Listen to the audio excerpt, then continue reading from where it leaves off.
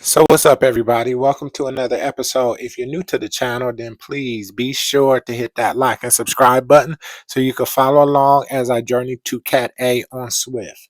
So for today's episode, I do stage 5 of the Tour de Zwift. I did the Libby Hill After Party route. Pretty standard route. There wasn't a whole bunch to this route, to be honest with you. We got out the gate pretty strong as we normally do. Hey, I started really enjoying competing on the first day that route or that race is released. That seems to be where the biggest population of riders are at. So right out the gate, we got out pretty strong, pretty normal. There wasn't anything really significant about this race. I think the most intense part or the most difficult part of the race, part of the street was paved with Cobble Stone, and it does definitely have an impact on the level of power that you have to put in order to hit the same amount of watts that you normally do. The attacks were relentless, but to be honest with you, that has become kind of commonplace with racing nowadays. I've gotten used to it, so there's no surprise there.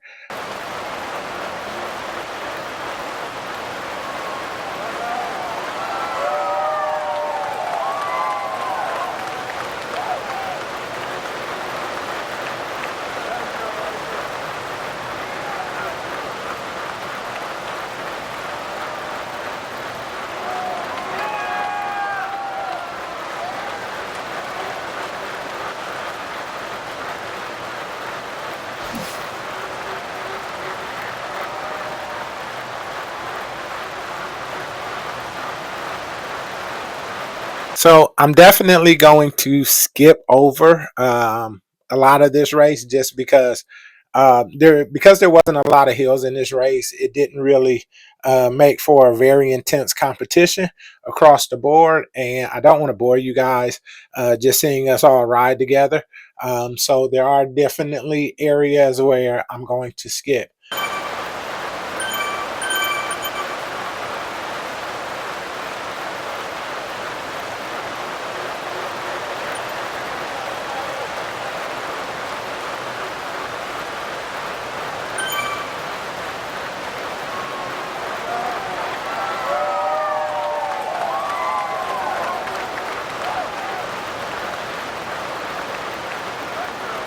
Now, one of the things with this race that I did notice was because there wasn't a lot of hills, you did kind of have to maintain a high amount of wattage consistently.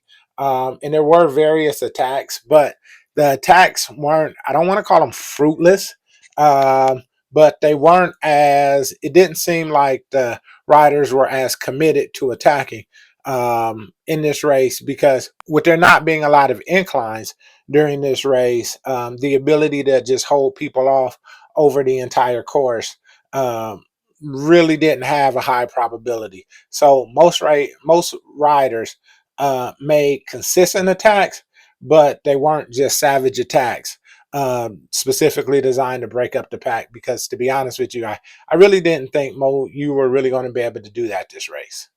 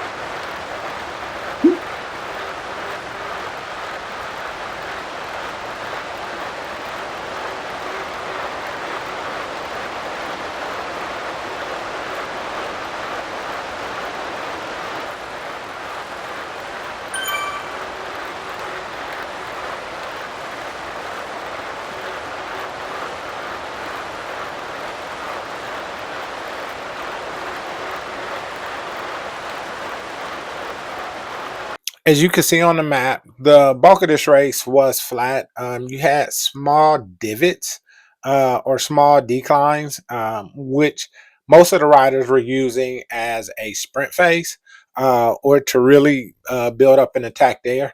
But that was pretty much the extent of it. So most of this race, you pretty much just did on a 0 to 1% incline. So there wasn't a whole bunch of strategy during this race. It was kind of just riding out and then just trying to stay with the front pack, knowing it wasn't an intense steep hill or incline up to KOM. So you wanted to stay with the front pack because you really wasn't going to have just a whole lot of time if the front wheel got away from you.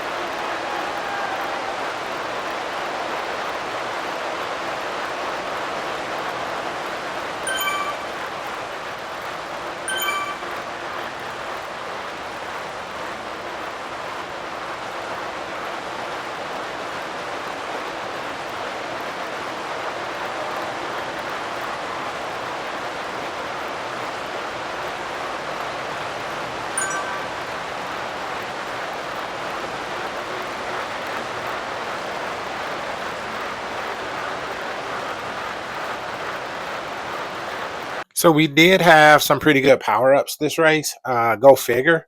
Um, with it being such a flat course, I didn't necessarily strategically use mine. For the most part, I just used my power up as I was going under to get another one. Now for this one, I did hold on. So as you can see, I did get the lightweight power up, and I held this almost the entire race once I got it because I knew I wanted to be able to lighten the load somewhat on that last final sprint up that incline at the end.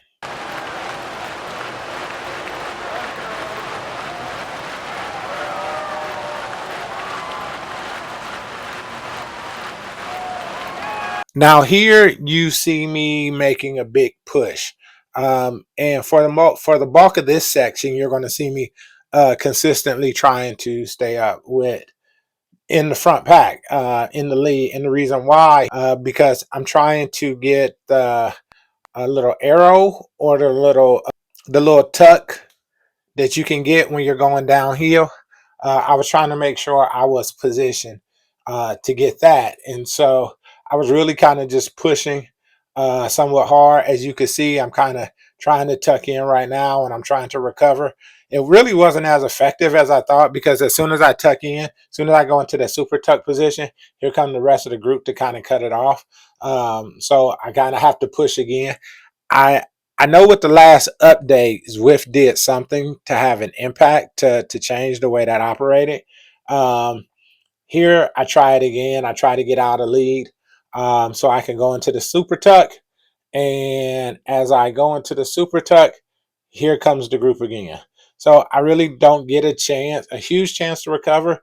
With me being a heavier rider, I do somewhat get a chance just because I do get a natural benefit being a heavier rider on heels. So I did overall get about a 10-second break, but the effect of the super tuck that I was trying to get, I didn't get what I was expecting.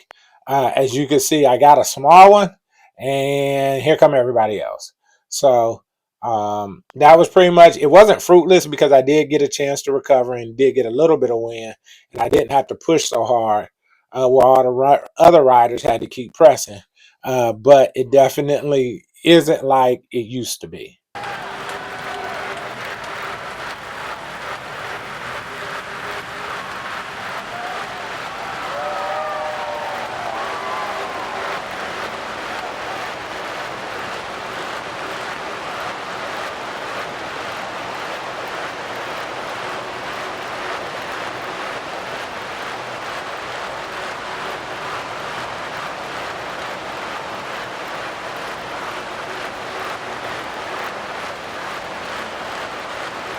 So here, everybody is trying to make preparing for that last final push. I think this is where I made a strategic mistake. So the attack here was excellent. I don't know if this is it, actually. Hold on, let me look. I don't think this is it. I think this guy pretty much stayed with us the entire time. Ignore that.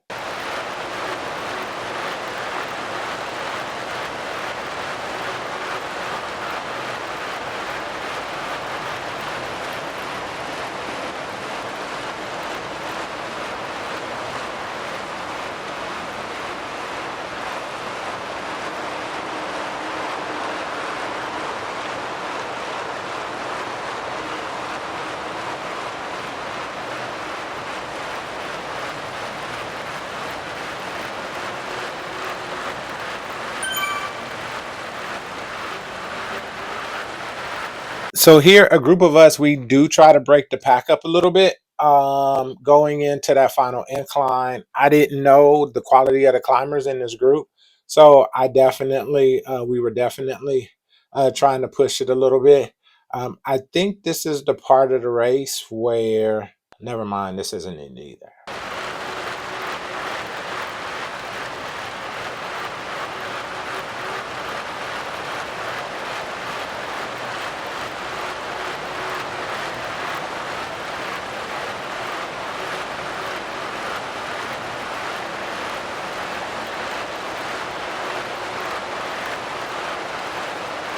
Okay, so this is definitely a strategy that I'm stealing in future races. This dude took off. And he did a crazy attack, and nobody went with him.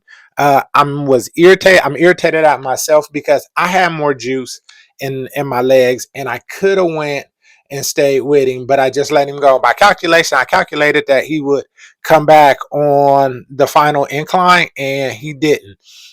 Definitely frustrated at myself because dude just took off, didn't calculate, figured he would come back. Strategic move. I had way more juice at the end, so I definitely could have went and got him. Just a strategic blunder on my part, but it's definitely something I'm correcting, and it's a move that I'm a steal for in my future races. So here we go, finishing up. This is the last part of the climb. As you can see, I still have the feathers, so I haven't hit the incline yet, but pretty soon I'll cut the feather on. This wasn't as steep as the incline. It was just 6%. I knew it was going to be 6%, but I thought it was actually going to be a lot longer than actually what it is. And that even makes me letting him go even more frustrating. But here we go. We're starting to push. I cut my feather on in order to position myself better. I'm no longer going for the green jersey, obviously, because I let the dude go. Not to keep beating the dead horse, but just want to put it out there. But right now, I'm in third, pressing up the hill. Uh, I've been spending a lot of time on my heel work lately, so I'm pretty confident that I'll be able to maintain and press if I need to press it a little bit harder, which coming around this bend, I actually do. Here comes the Cobble Stone, which for whatever reason, adds a lot more resistance. So here I'm actually starting to press. My feather has actually ran out. And I need to get on my horse in order to hopefully get second and third place. So here I'm pushing 800 watts up a hill, and it's crazy. 800 watts usually gives you a lot more juice on a zero surface, but it helped to position me and helped to get me where I needed to be. On here, I got third place, but when you look at Zwift Power, I actually got second place. So I'm pretty happy with it. Irritated that the strategic mistake I made, but better luck next time. All right, y'all. See you at the finish line. Peace.